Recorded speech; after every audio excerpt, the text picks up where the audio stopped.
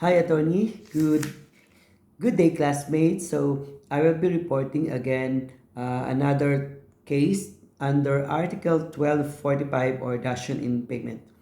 And this case is Desiderio Dalisay Investment versus Social Security System. The facts of the case are the following. It involves a parcel of land and a building located in Agdao, Davao City. So in 1976, SSS filed a complaint to Social Security Commissions against Dalisay group of companies. This group of companies involved Desiderio Dalisay Investment, uh, Disidal Fruits Corporation, and Davao Stevedore Terminal Corporation uh, for collection of unremitted SSS premium contribution from their employees. So that's why on March 11, 1977, Desiderio Dalisay sent a letter to SSS offering that property as payment for the claims. But at that time, the Desiderio wanted, or the Dalisay wanted, that the appraised value would be 3.5 million. So there was this agreement, so that is why there is no negotiation took place. So on March 15, 1981, they sent again another letter to that Huson, Kapili, and Associate will be the one to do the appraisal, and it was approved by the SSS. So on that time, the appraised value is 1,955,000. So on 1982, that the legal counsel of the Lisay uh, cited that the company was indeed in financial distress, and there is no way that they can capable of paying the claims in cash. That is why they just wanted to have the offer for Dasho in payment for the property appraised value at 2 million, and it was accepted by the SSS. So at that time, May 1982, the total liability of the Lisay was 4,421,321.62. So including in their arrangement that the 1.5 appraised value will be applied to the unremitted premium, and then the excess to the payment of the penalties. But the criminal case shall not be withdrawn. So on August 15, 1985, the turnover of the property was made, but even there was a turnover of the property, but the title of the property was not given to SSS. So on November 1995, the total obligation of the Lisay was reached to 15 million. So also on that year, PNB executed a deed of confirmatory sale for that property. But on 1998, the Vice President of SSS executed an affidavit of adverse claim over the property because it was a failure of the Lisay to turn over the certificate of title to the SSS.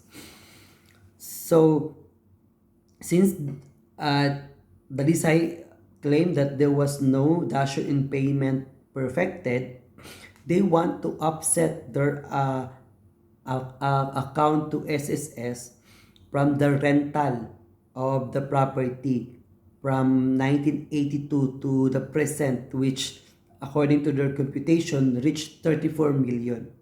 But the Dalisay doesn't accepted that claim.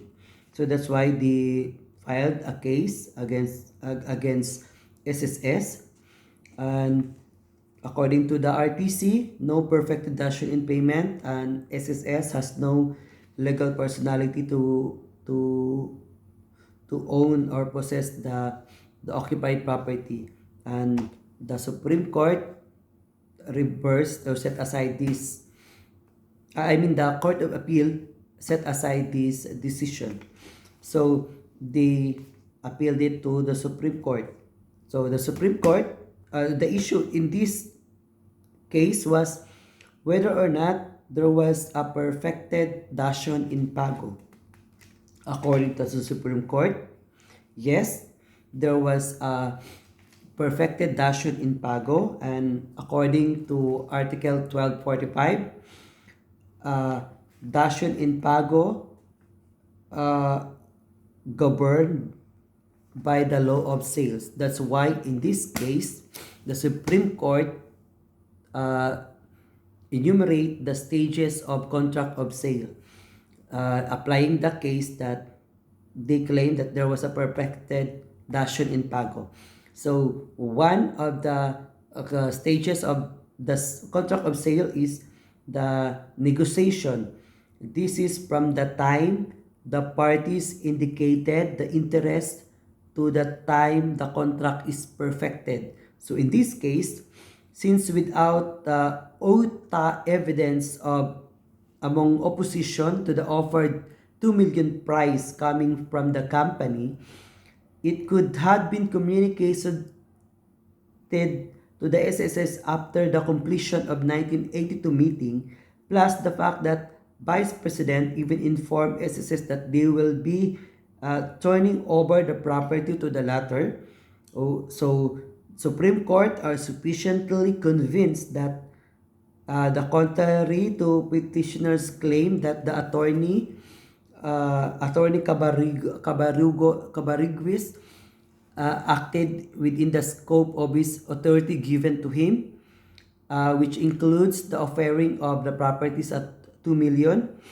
So, and also Supreme Court cited Article 1910 provides that the principal must comply with all the obligation which the agent have contracted within the scope of his authority.